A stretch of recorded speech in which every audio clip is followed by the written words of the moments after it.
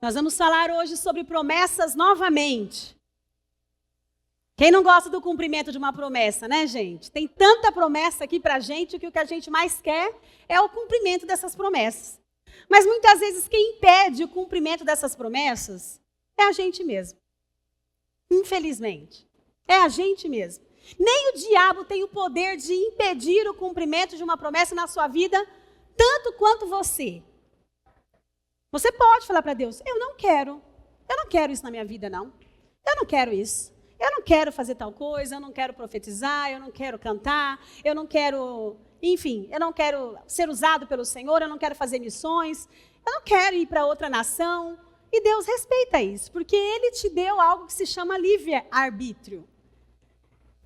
E aí a gente pensa, gente, foi uma jogada difícil para Deus, o livre-arbítrio, né? Já no início da palavra ali, no início da criação, já houve um problema pelo livre-arbítrio. Você pode até me perguntar, por que Ele deu então? Porque Ele não queria robô. Ele queria gente de verdade, como você e eu.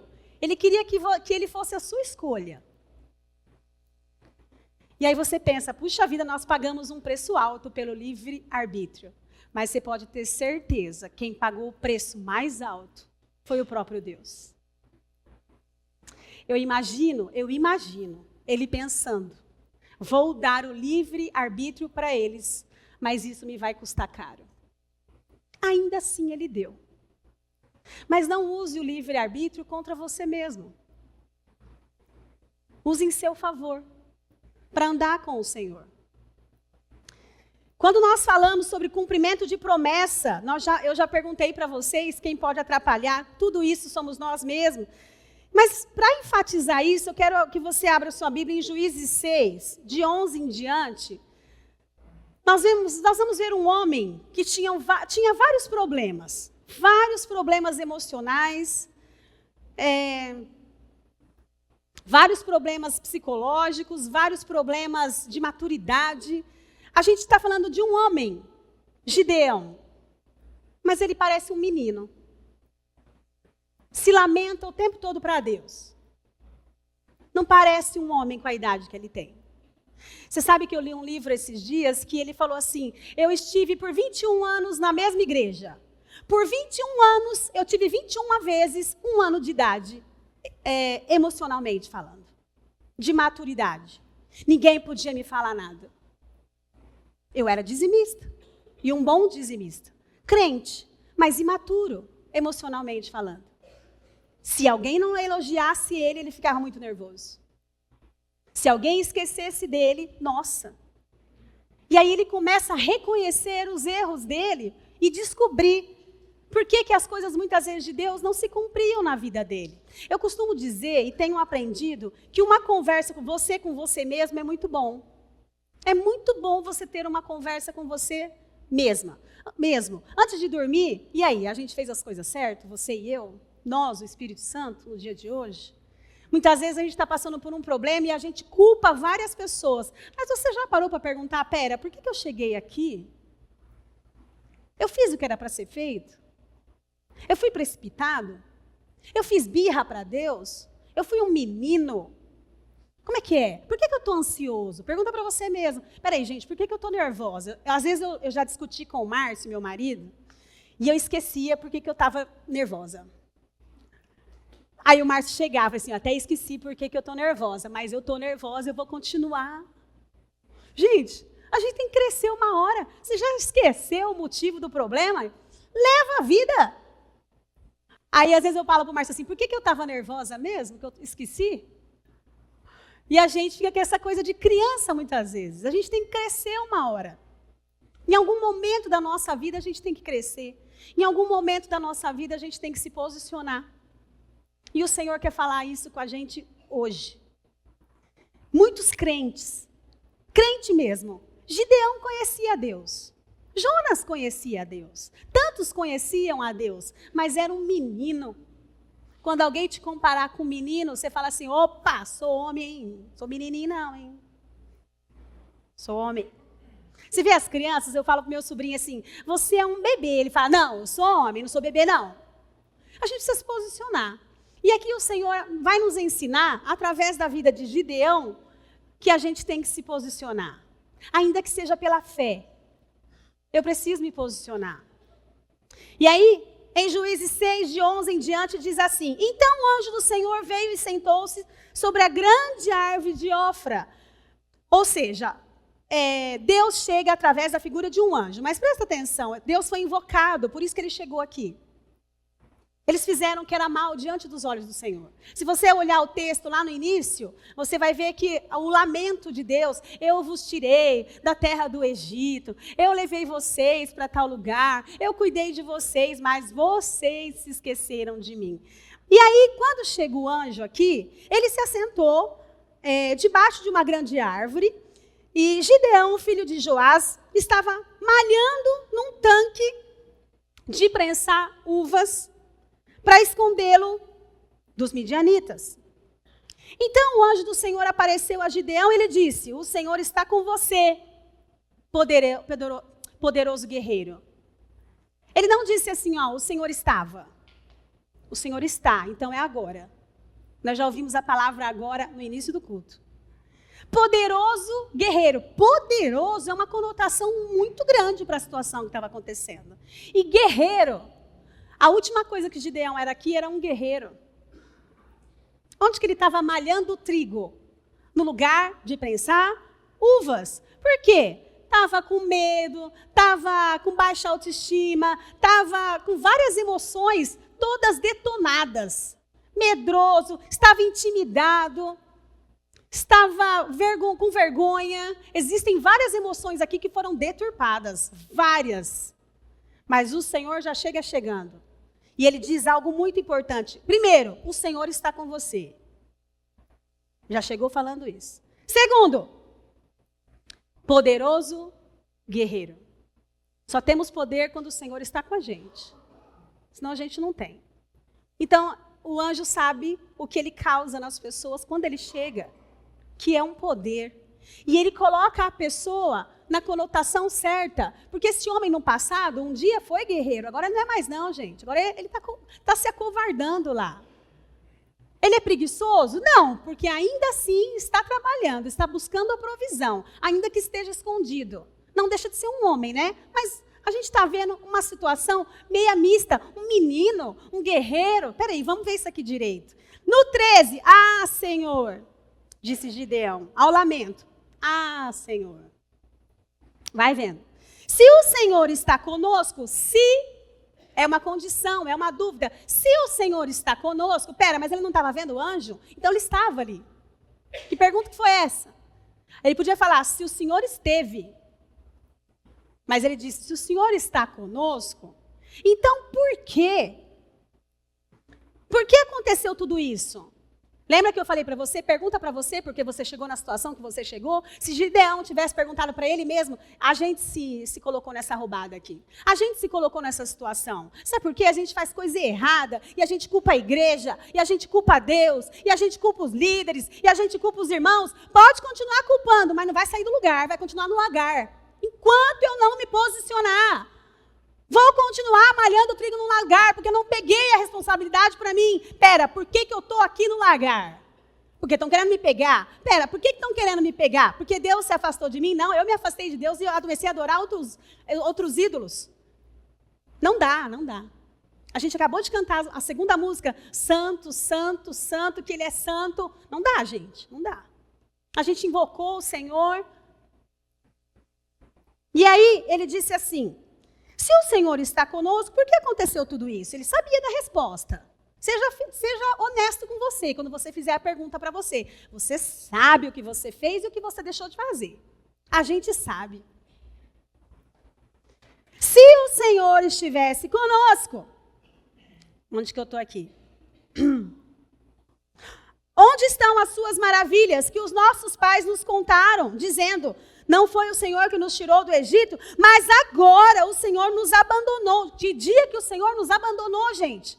Ele poderia levar uma resposta do anjo aqui. Os nossos pais falaram tanta coisa, em nenhum momento ele reconhece. Parece uma criança falando aqui. Nós estamos vendo um homem com um comportamento de criança. Onde o senhor estava? Por que aconteceu tudo isso? Se ainda coloca a idoneidade de Deus em jogo, em xeque. Se o Senhor está conosco, por que aconteceu tudo isso? Ele sabe lá atrás o que ele fez. A gente sabe, gente, a nossa parcela de culpa. A gente sabe. Mas agora o Senhor nos abandonou e nos entregou nas mãos dos midianitas. Deus não abandona ninguém. É a gente que escolhe outro caminho. 14. O Senhor se voltou para ele e disse. Ele podia acabar com a raça dele aqui. Quando a gente também faz esse drama para Deus. Ele podia acabar com a nossa. Mas ele não faz isso. E ele volta novamente com a força que você tem. Com a força que você tem. Porque ele falou lá em cima. O Senhor está com você. Poderoso guerreiro. Porque ele chegou. E agora ele fala, faz isso, faz uso da força que eu estou te dando. Usa isso para vencer as suas batalhas. Com a força que você tem, vá libertar Israel das mãos de Midian. Ou seja, com aquilo que eu tenho colocado em você, se levante. Vai cumprir a promessa que tem para você. E ele não fala, se salve. Ele fala, vai salvar os outros. E é um monte de gente para salvar. E muitas vezes a gente fica com um discurso. Uma vez eu conversei com uma moça, ela falou assim, eu não tenho condição, eu sou muito fraca. Eu falei, pera, mas Jesus não habita aí dentro de você? Sim, eu falei, então tem força aí. Sou eu que estou com o discurso errado. Pergunta para você, pera, por que eu estou falando isso de mim mesmo? Porque eu já tentei várias vezes, mas gente, um fracasso não vai dizer quem eu sou, foi um momento de fracasso na nossa vida. Eu estava fazendo ginástica e o professor falou assim, você não vai colocar peso aí nessa barra, não? Não, você sabe o que é? Eu peguei, ele sabia o que tinha acontecido comigo. Gideão, o espírito de Gideão. Sabe o que é? Eu peguei a barra outro dia e eu caí com a barra. A barra vazia, eu caí com ela. Ele falou assim, não, mas você já melhorou. Não, eu vou cair de novo. A gente começa a se acovardar. Ele falou assim, pode pôr um peso aí. Eu falei, eu não tenho força. Eu falei assim, você não tentou? Não, eu não vou conseguir. Ele falou assim, você tentou? Eu falei, peraí. Coloquei a peso. Eu falei, gente, eu consegui. Eu melhorei o meu físico. E muitas vezes você já melhorou, já está com força. Deus está falando que você pode, você está no discurso lá de trás, igual o Gideão. Eu não consigo, eu sou pequeno, eu tenho depressão ainda, eu não fui curada. Então, se levante pela fé. Eu sei que a depressão deixa as pessoas lá embaixo, mas vai pela fé. Se levante pela fé, mas vai. E aí, ele falou assim, vai libertar Israel das mãos de Midian. E aí ele fala algo muito importante. Não sou eu que o está enviando? Não é Deus que tem mandado na sua vida? Não é Deus que te mandou? Então esquece o resto, gente. Se Deus te mandou, Ele nunca te fez algo para você se dar mal. Porque, aliás, tudo que Ele manda a gente fazer, Ele testou primeiro. Eu acho tão interessante quando Jesus fala assim, quem não deixar pai e mãe por amor de mim, não é digno de mim. Aí você pode falar assim, Jesus, Ele não deixou o pai, deixou sim, deixou o pai, deixou a glória e veio. Quando Ele falou assim, perdoa-lhes, tem que perdoar na oração do Pai Nosso, vou ensinar vocês a orar, e foi ensinando. Ele fala, mas como que Ele fala do perdão? Na cruz, Ele teve que perdoar. Eu imagino Jesus lá de cima, tendo uma visão panorâmica de um monte de gente que Ele curou, que Ele expulsou demônio, que Ele fez enxergar. E muitos dos cegos, eu estou falando do meu pensar, estavam enxergando Ele lá na cruz. E ele perdoou. Ele diz assim, Pai, perdoa-lhes, não sabem o que fazem.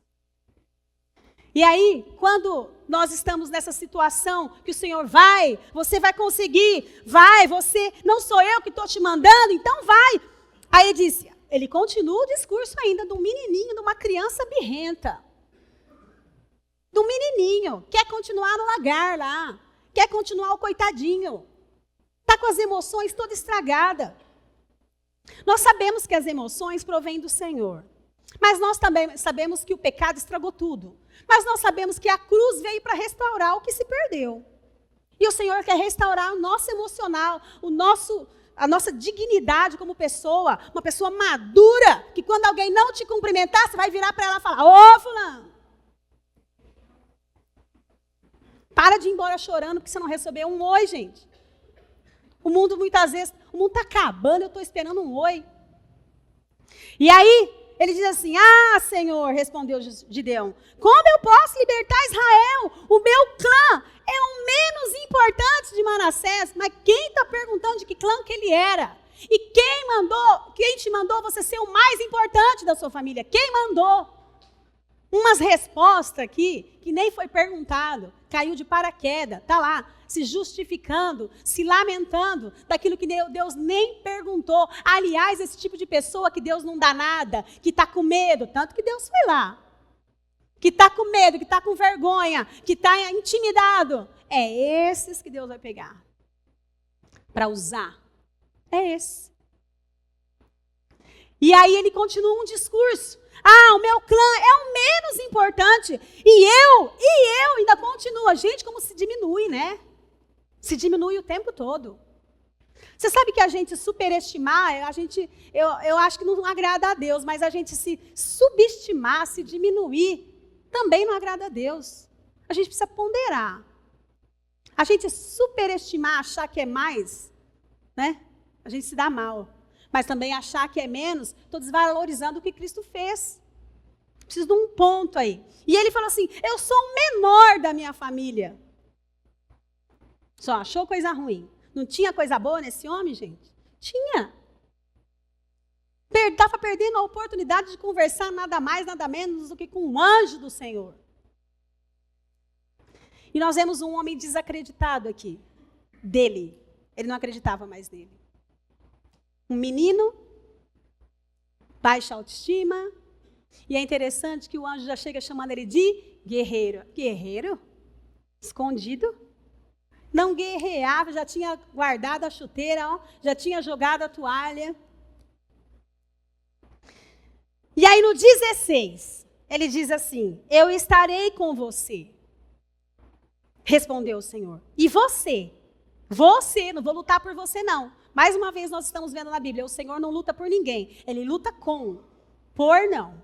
Eu estarei com você. E você, a pessoa que está aqui nesta noite, você que está nos assistindo, você vai derrotar os seus inimigos. Você precisa derrotar todos os sentimentos ruins que você tem contra você. Pera, por que eu penso isso de mim? Por que eu acho que eu não vou virar nada? Por que eu acho que eu sou um fracassado? Por que eu acho que eu não vou crescer? Por que eu acho que eu não vou vender? Por que eu acho que eu não vou acontecer? Por que eu estou achando? Quem me disse isso? Muitas vezes foi a gente que disse isso para a gente. Porque aconteceu uma situação ruim, ou várias ruins. Mas nós temos um Deus que nesta noite está falando para mim e para você: vamos resolver isso aí. Eu tenho grandes coisas para vocês, mas vocês precisam crescer. E Deus não conversa com criancinha, gente. Só se for para pegar os 5 pães e os peixes dele. Ele pega, né, desse adolescente. Criança, o que ele fala? Deixa de vir a mim os pequeninos, tal, e ele agrada, tal. Mas os grandes, ele fala: levanta, gente. Vamos que tem promessa para vocês. Para de achar que vocês não são ninguém. Que baixa autoestima que é esse? Que intimidade. A pessoa estava intimidado. Que pessoa que é essa que está amedrontada? Que todas as emoções ruins, ele põe nele. Os sentimentos ruins, ele pegou para ele. E aí nós aprendemos uma lição. Você vai fazer. Eu não vim para te dar sopinha, não. Você vai fazer. Eu vou te capacitar. Eu estarei com você. Mas ele não levanta ninguém à toa. Ele levanta para quê? Para dar uma atividade. Para dar uma tarefa, uma missão, para cumprir uma promessa. Temos homens agora no Ceará, sendo resposta de oração para muitas pessoas. Muitas pessoas. Homens de Deus. Fortes. Guerreiros. Pode até ter medo, mas vai com medo mesmo. E aí ele fala: e você derrotará todos os midianitas como se fossem um único homem. Um único. Você vai entender por que dessa frase, um único homem. Eu não tinha parado para pensar depois que eu fiz umas contas. Um único homem. Olha só, as dúvidas e as fraquezas mostram-nos que essas pessoas são as que o Senhor chama, como eu já disse. A humildade deste homem, a gente viu que ele estava se descaracterizando o tempo todo, se diminuindo o tempo todo, mas de uma coisa a gente pode ter certeza. Ele sabia quem ele era. Eu sou o mais pobre, eu sou o mais fraco, né? Uma situação de humildade. Mas Deus estava ali com aquele homem. Ao mesmo tempo que era humilde, era fraco, ao mesmo tempo que estava com medo, ao mesmo tempo estava com vergonha. Ou seja, uma mistura de emoções, uma mistura de sentimentos, mas presta atenção, todos ruins. Não tem um sentimento bom ali que ele citou. Tudo de fracasso, tudo de menos. Muitos dos que são chamados ao grande exército do Senhor estão presos na intimidação. Algum dia alguém disse para você, você não vai conseguir. Você não vai conseguir. Uma vez eu fui cantar uma música, e a hora que eu ia subir o tom, a pessoa falou, você não sobe não, que você não vai conseguir. Eu nem cantei. Olha como que a gente ouve a voz do nosso lado. Você tentou? Ou você fez igual eu, você parou? Tenta pelo menos. Você pode se surpreender com o peso que você vai levantar. E aí, os dons que Deus coloca nessas pessoas estão adormecidos pela intimidação. Gideão estava intimidado pelos midianitas. Eram muitos, milhares, eram mesmo. Mas por que aconteceu tudo isso? Estavam só, estavam sem Deus. Sem Deus a gente não consegue guerrear mesmo, a gente vai perder. Você se levanta para cair. Sem Deus você vai perder as suas guerras mesmo. Olha, inicialmente, eu vou te falar a conta que eu fiz. Inicialmente, Gideão conseguiu reunir, depois de uma longa conversa com o anjo, então confirma isso para mim, se você é da parte de Deus mesmo. E Deus foi lá com a maior paciência. Eu imagino, gente, o anjo, tá bom, Gideão, eu faço isso, eu coloco fogo, tá bom, eu vou secar, tá bom, não sei o quê. Aquele momento estava tratando a vida de Gideão. Ele falou assim, ó, se você é de Deus mesmo, depois de várias propostas que o anjo mostrou, que estava com ele mesmo, se você é de Deus mesmo, fica aí que eu vou lá cozinhar um cabrito e já vou voltar. Vai, eu vou ficar. Eu não falei que eu estou com você, só faltou falar isso. Mas, gente, qual a parte que ele não entendeu? E a gente faz isso com Deus. E aí depois, quando a gente vê ele sendo tratado, Gideão, a gente vê a estratégia de Deus, ele começa a obedecer. E olha só, inicialmente Gideão conseguiu unir 32 mil pessoas para a guerra, 32 mil guerreiros. Presta atenção, era 32 mil israelitas para 135 mil midianitas, ou seja, 4 midianitas para um israelita. Já era muito. 4 contra 1. Era ou não era? Era. Cada um pegava num braço, numa perna. Acabou o homem. 4 contra 1. Depois, o Senhor, de duas vezes, ele manda embora um povo. A primeira vez foram embora, voltaram para casa 22 mil. Então, aumentou a estimativa contra os israelitas. Já passou a ser 13 midianitas contra um israelita. Para pensar, gente, ó, se Deus não estava tratando esse povo, o que eles tinham? Medo. Eu imagino como que devia estar a mente desse povo, cada vez ele mandando ir mais gente embora, e eles tendo que contar exatamente com o que Deus falou lá no início, eu vou com vocês. Vocês vão destruir como se fossem um homem, como se eles fossem um. Presta atenção. Então, ficou 13 homens para um israelita. Foi mais gente embora, 9.700, beberam água do jeito errado. Aí acabou ficando, pasmem, 450 midianitas para um. E humanamente falando, é impossível. Se 4 para 1 já para mim já é impossível, imagina 450. Para uma pessoa que estava escondida lá, malhando trigo no lagar. Isso foi um tratamento uma imersão de um tratamento. Gente, como que deve ser isso? Não, o Senhor vai estar com a gente. Não é possível. Não é possível, não. E aí, eu acho interessante toda essa história. Agora vamos lá em Juízes 7. Você vai ver o que aconteceu agora. Gideão estava morrendo de medo ainda. Depois de toda aquela estratégia, já estava com medo do começo, gente. Imagina agora, 450 para 1. Parece piada. E aí, em Juízes 7, de 9 em diante, diz assim: naquela noite o Senhor disse a Gideão: levante-se e desça ao acampamento, pois eu vou entregá-los nas suas mãos. 10. Olha que é a pergunta do anjo para Gideão. Parece aquela pergunta de Jesus, que ele perguntou para o cego: o que queres que te faça? Estava vendo um homem cego, gente.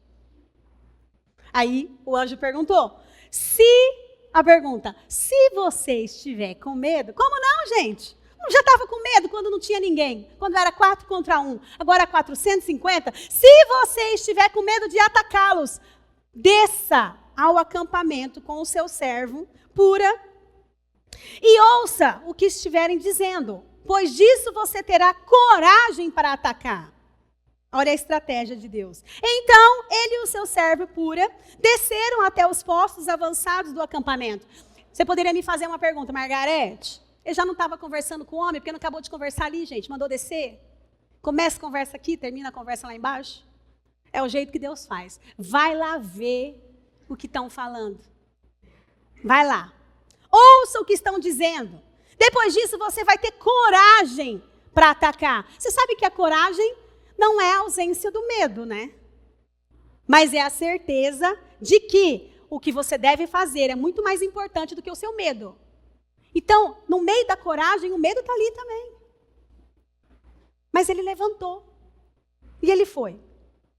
E ele disse assim: aí você vai ter coragem para atacar. Então ele e o seu servo puseram-se de pé os postos avançados do acampamento. Então Gideão chegou bem no momento, é coincidência? Não. Toda vez que eu falo que algo é uma coincidência, aquilo que Deus preparou para nós, eu estou pondo Deus de lado. Mas aqui não é coincidência. Foi algo de estratégia de Deus para ele. No momento em que o homem estava contando o seu sonho. Para quem não acredita em sonho, já vai uma dica aí. Ele estava contando o sonho dele para um amigo. E ele disse assim: eu tive um sonho, dizia ele. Um pão de cevada vinha rolando dentro do acampamento midianita. E atingiu a tenda com tanta força que ela tombou e se desmontou. Além de ser um sonho, ainda é enigmático. Mas aqui Deus ainda facilitou, né, o entendimento. Porque era um pão de cevada gigante que foi rolando como uma pedra e acabou com o acampamento. O seu amigo respondeu: não pode ser outra coisa, senão a espada de Gideão, filho de Joás, o israelita. Deus entregou os midianitas e todo o acampamento nas mãos dele. Quando Gideão ouviu o sonho e a sua interpretação, adorou a Deus. Não podia ter adorado ali, gente? Já estava falando com o anjo, já? Mas a gente tem que ver, né? A gente tem que ouvir. Deus entende a gente. Tanto que ele fala: vai lá ver o que estão falando de você. Você está se depreciando quando os seus inimigos já estão pensando outra coisa. E olha só. Quando Gideão ouviu o sonho e a sua interpretação, voltou para o acampamento de Israel e gritou. Quem que grita, gente? Quem tem coragem.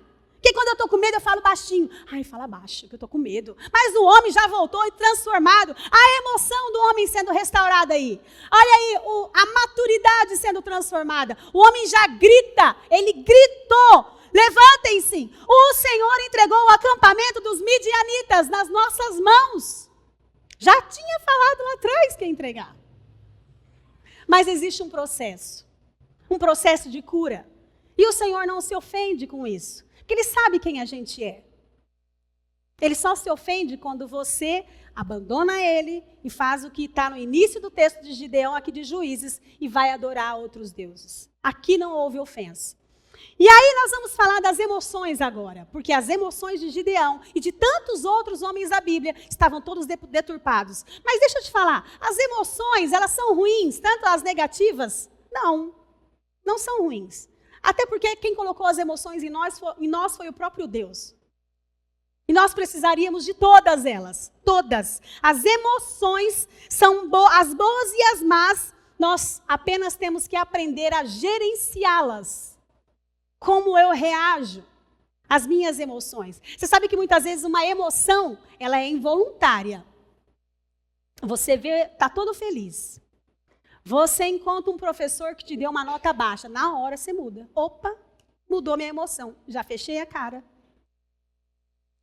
Ou então, você está lá comprando alguma coisa na feira. Aí, de repente, você encontra um amigo que te ajudou lá atrás. Você está meio cansado. Nossa, que preço caro isso daqui. De repente, você encontra um amigo. Ô, fulano, olha lá, mudou a emoção.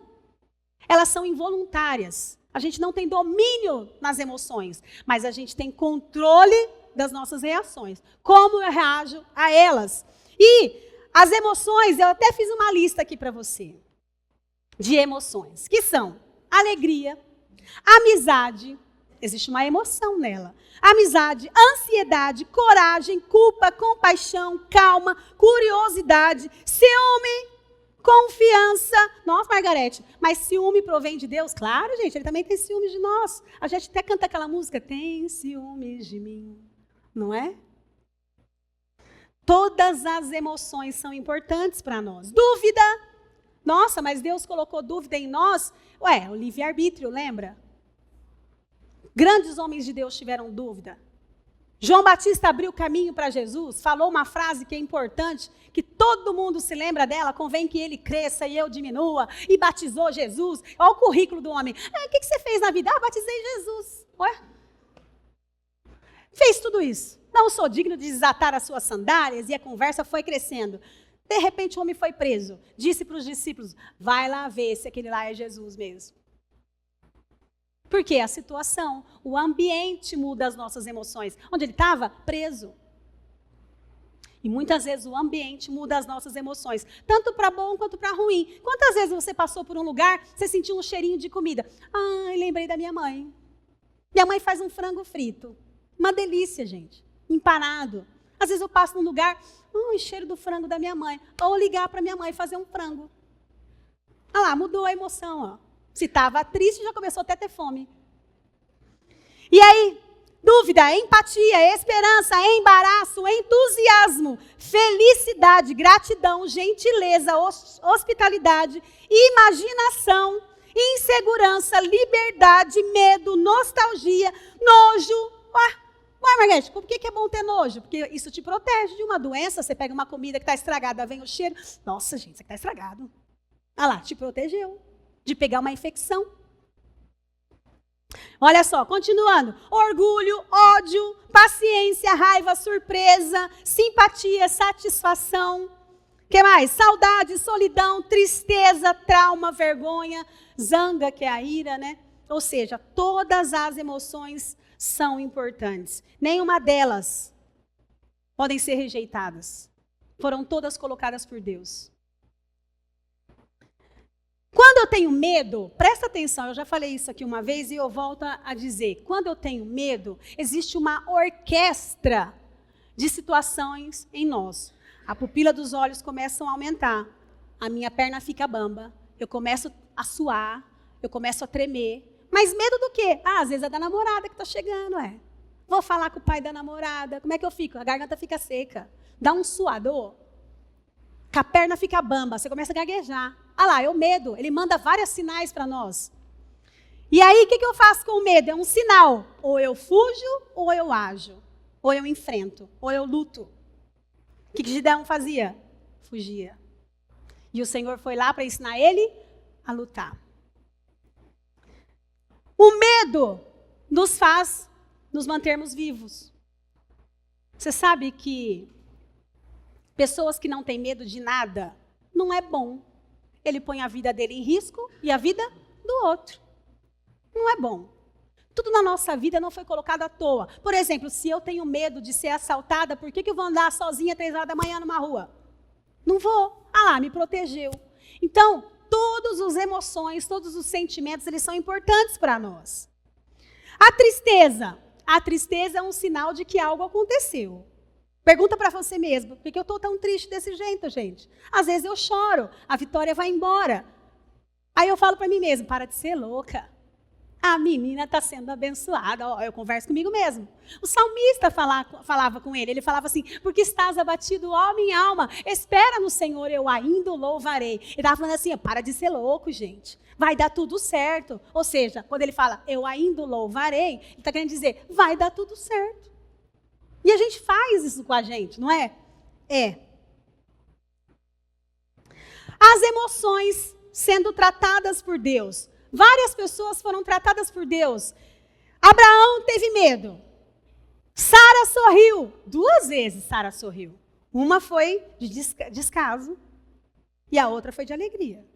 2 tipos de emoção aí.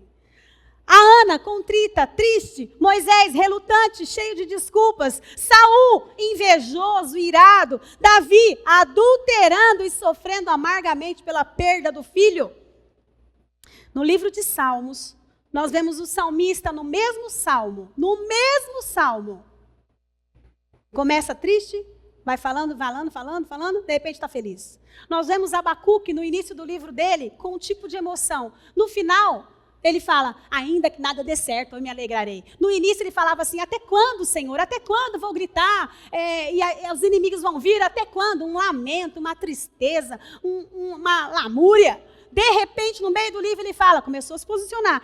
Me colocarei na brecha. Ele diz assim, me posicionarei.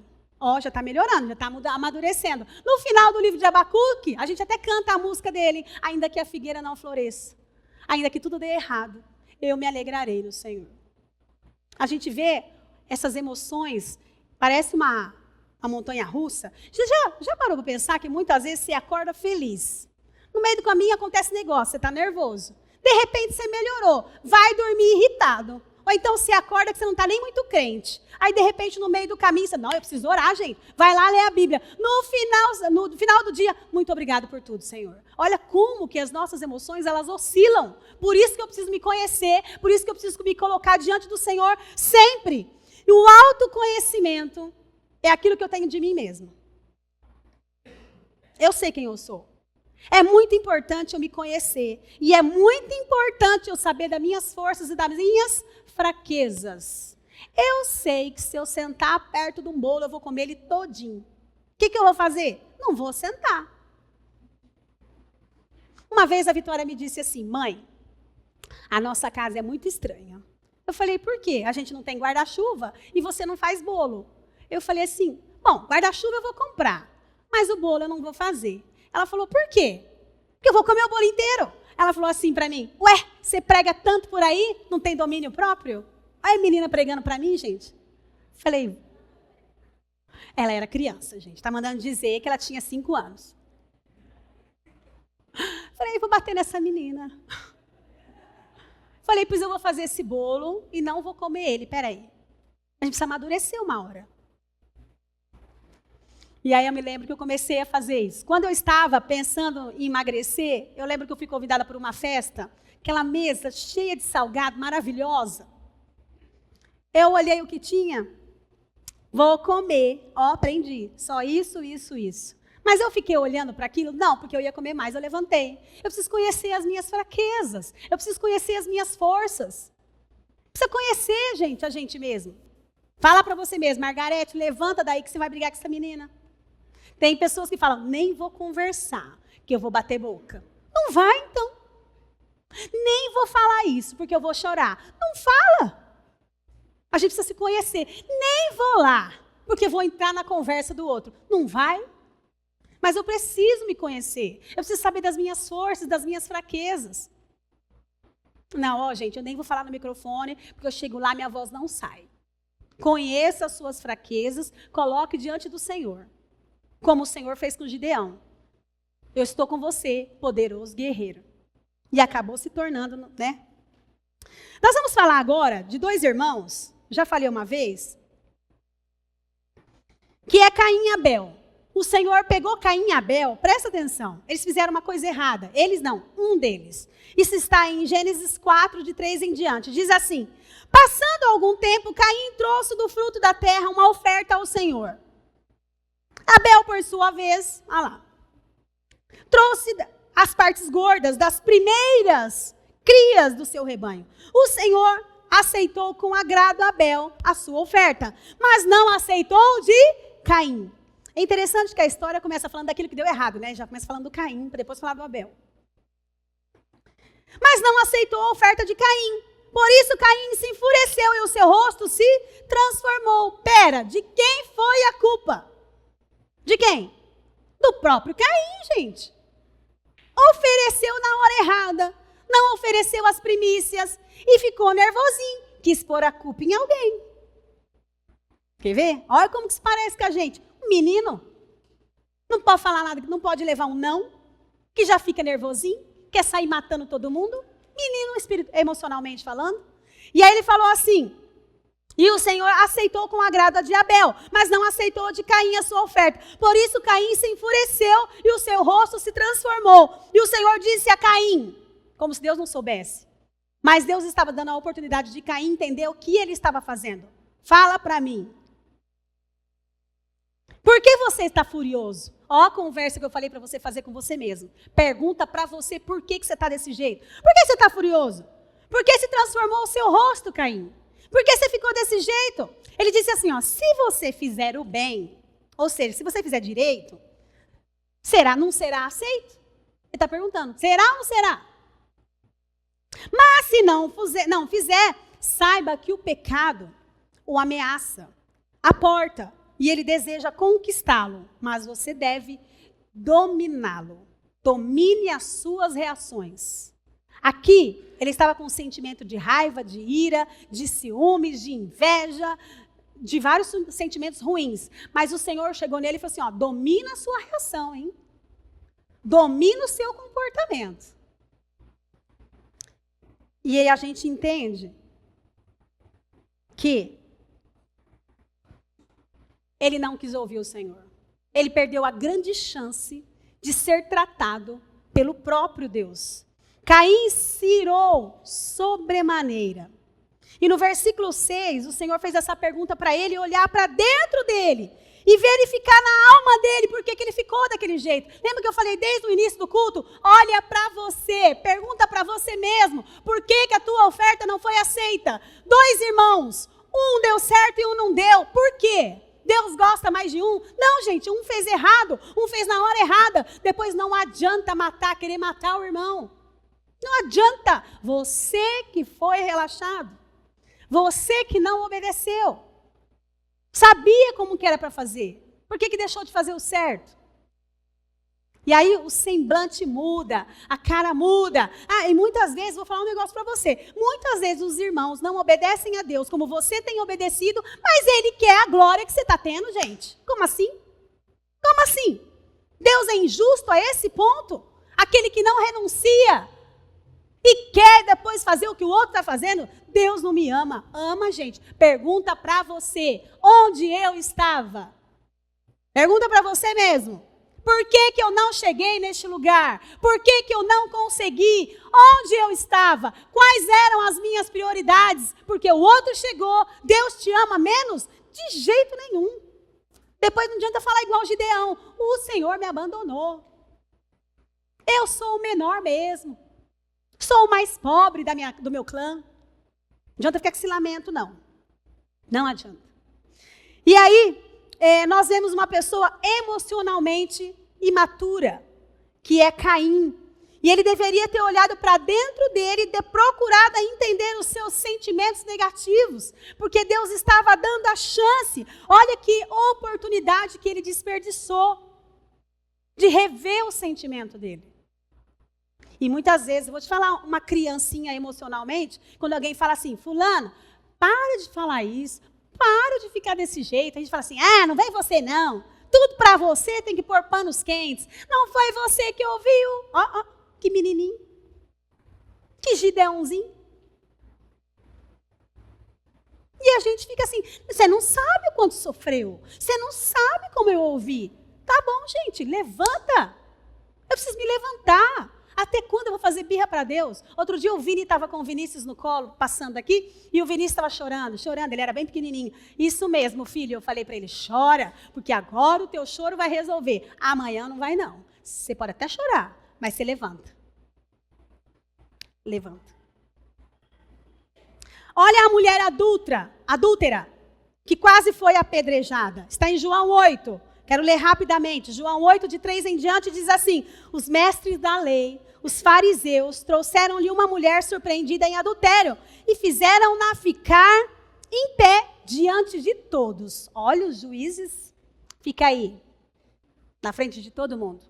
Imagino que a mulher estava até faltando um pouco de roupa. E disseram a Jesus: mestre, essa mulher foi surpreendida em adultério.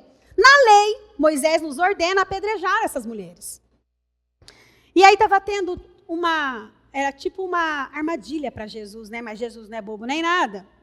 Jesus inclinou-se e começou a escrever no chão com o dedo. Eu pulei lá para o versículo 6. E aí, continuavam a interrogá-lo, e ele se levantou e disse: se algum de vocês estiver sem pecado, seja o primeiro a atirar a pedra. O que ele falou? Olhe para dentro de vocês. Faça uma conferência com você e você mesmo. Olha aí quem você é. Olha para dentro de vocês.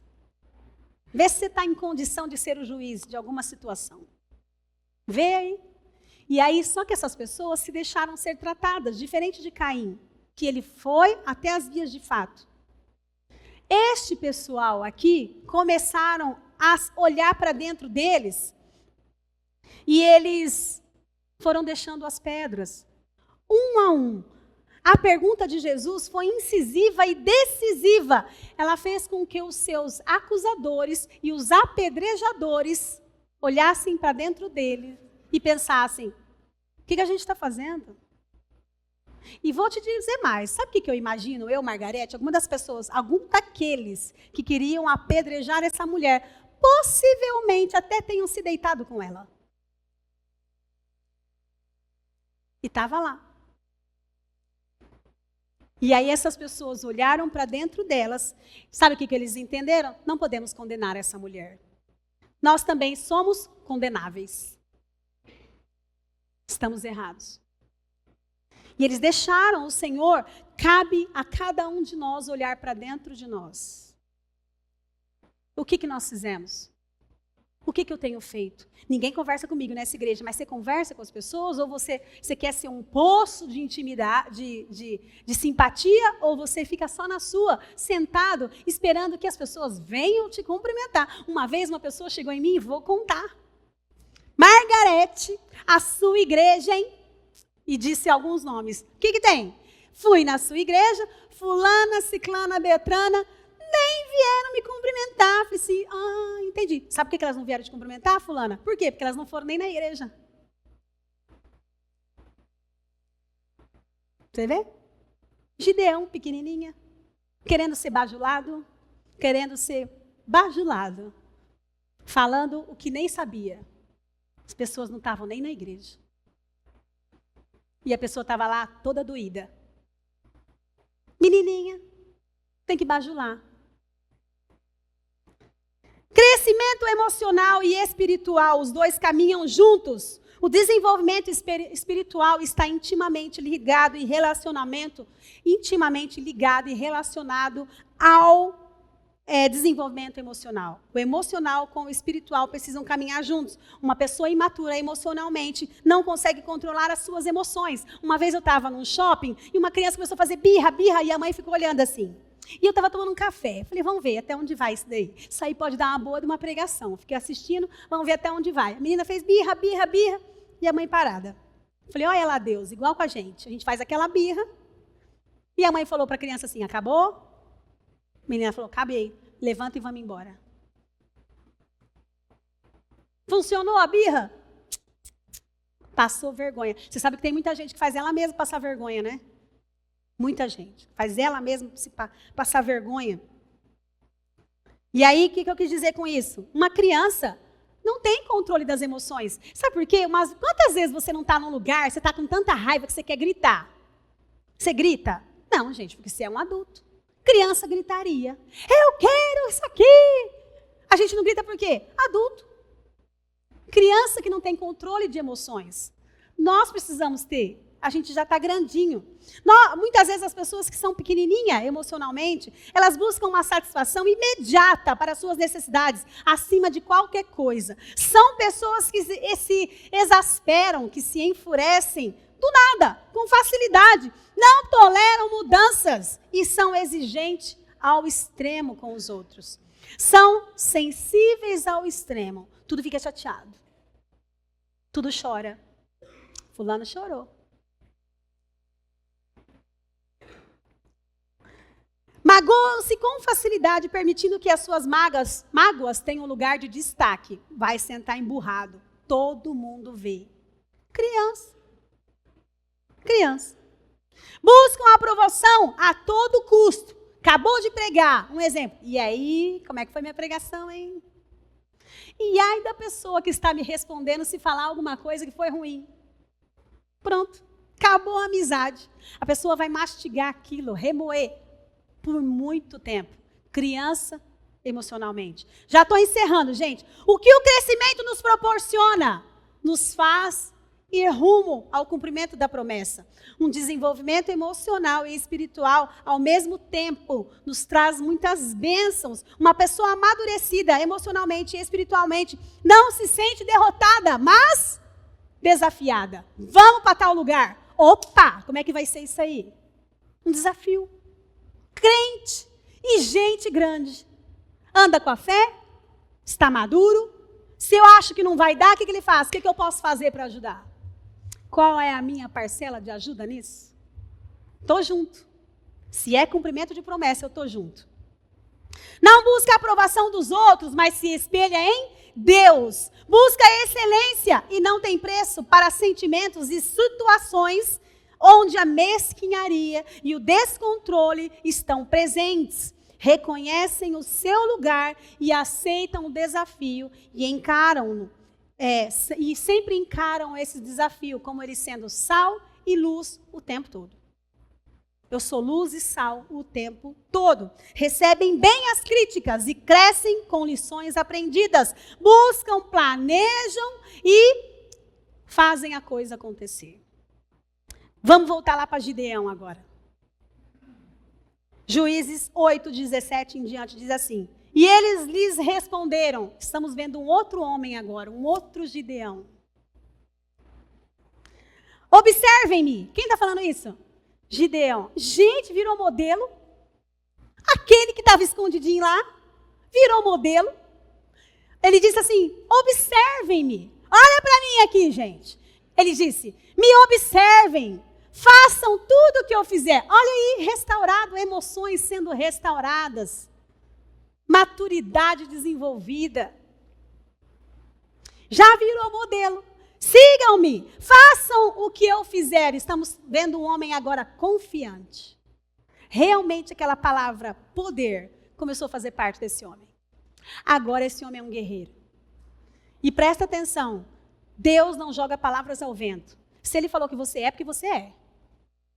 Podem falar o que quiser. E aí, quando eu chegar à extremidade do acampamento, façam o que eu fizer. Olha aí, gente. Quando nós chegarmos no meio da batalha, lembra que eu falei 450 contra 1? É isso aqui que eu estou falando, dessa luta. Quando eu e todos os que estiverem comigo tocarmos as nossas trombetas ao redor do acampamento, toquem as suas também. E ele gritava, pelo Senhor e por Gideão. Cada homem mantinha a sua posição. Gente, eu preciso ter a minha posição. O Senhor ensinou Gideão a se posicionar. Eu preciso me posicionar. Quem eu sou? Eu sou uma criancinha ou já sou uma mulher? Então, qual é o meu comportamento? O que eu quero que as pessoas vejam em mim? Deus? Mas uma pessoa birrenta? Uma pessoa que ninguém pode contrariar? Uma pessoa que ninguém pode esquecer de falar um oi? Como é que é isso aí, gente? E tem coisa que eu preciso deixar para trás, para eu seguir para a promessa. Senão não consegue. Cada homem mantinha a sua posição em torno do acampamento e todos os midianitas fugiram correndo e gritando. Ou seja, não precisaram lutar. Até porque a luta seria inviável, eles iriam perder. 450 homens contra 1. Gente, era derrota na certa. Mas o Senhor deu uma estratégia de guerra. Acho fantástico. Eu consigo imaginar Gideão, outro homem, uma outra pessoa, um outro tom de voz. Sigam-me. Olha para mim. Porque esse homem não queria que ninguém olhasse para ele. Ele estava escondido. Ele estava lá no anonimato. Agora, transformado, deixou Deus tratar a vida dele. Assim como você e eu devemos deixar o Espírito Santo tratar nas nossas vidas. Para de ser coitado no nome de Jesus. Para. Deixa o Senhor te transformar você num guerreiro. E vai. Depois você vai ser até modelo. Falar assim, ó, olha aqui para mim, gente. Olha para mim. Vão fazer o que eu vou fazer. E quando eu tocar a minha trombeta, vocês vão tocar também. Todo mundo posicionado, ele fez certinho. Ele organizou tudo bonitinho. Aquele medroso já não estava mais, gente. O homem se posicionou. Muitas vezes, agora eu quero que você preste atenção. Muitas vezes a gente está dando voltas, como Josué em volta de muros, e os muros não estão caindo. Talvez não era a hora ainda. Muitas vezes a gente está com os muros da intimidação em pé, quando o que é para cair são esses muros, e não os muros da sua promessa. A sua promessa está em pé. A sua promessa vai ficar em pé. O Senhor está com você. Por isso que Ele te chamou essa noite, para que você cresça emocionalmente e até espiritualmente, no nome de Jesus, deixando o Senhor te tratar. E se eu vou te dizer algo muito importante, nesta noite, a palavra que o Senhor manda dizer para você, que você é um guerreiro, mas não é qualquer guerreiro, um poderoso guerreiro. Pega isso para você no nome de Jesus. Quando você começar a querer ficar emburrado, você fala, opa, eu tenho 40 anos, gente. Essa emborração minha não funciona com a minha idade. Não é bonito. E aí, o nosso Deus, Ele jamais falhou. Quando eu olho o discurso de Gideão lá atrás, se o Senhor está conosco, o que é isso? Que dúvida que é essa? O Senhor nos abandonou? O Senhor nunca nos abandonou. Esse discurso de Gideão estava todinho fora daquilo que o Senhor tem para nós. Eu sou o menor. Eu sou o mais pobre. A promessa do Senhor, ela sempre está de pé. Porque o nosso Deus é fiel. E elas vão se cumprir. Diga para o Senhor, eu descanso em suas mãos. Repete, Senhor, eu descanso em suas mãos. Eu descanso nas suas promessas. Porque o Senhor jamais falhou. E nesta noite, o Senhor curou as minhas emoções. E emocionalmente falando, eu sou um guerreiro. Um poderoso guerreiro. Feche os seus olhos. Deixa o Senhor falar com você. No nome de Jesus. Tudo vai se passar nessa vida. Tudo. Aquilo que falaram de você, aquilo que fizeram com você, as coisas que deram errado, tudo vai passar, gente. Mas o que não passa são as promessas que o Senhor tem para nós. O que não passa é aquilo que o Senhor decretou para as nossas vidas. O nosso Deus jamais falhou e Ele não vai falhar, porque o amor do Senhor é suficiente para nós. E é isso que Ele tem falado para nós nessa noite. E nós vamos declarar como salmista, porque estás abatido, ó minha alma, espera no Senhor, eu ainda o louvarei. Creia que o Senhor está com você no nome de Jesus. Amém.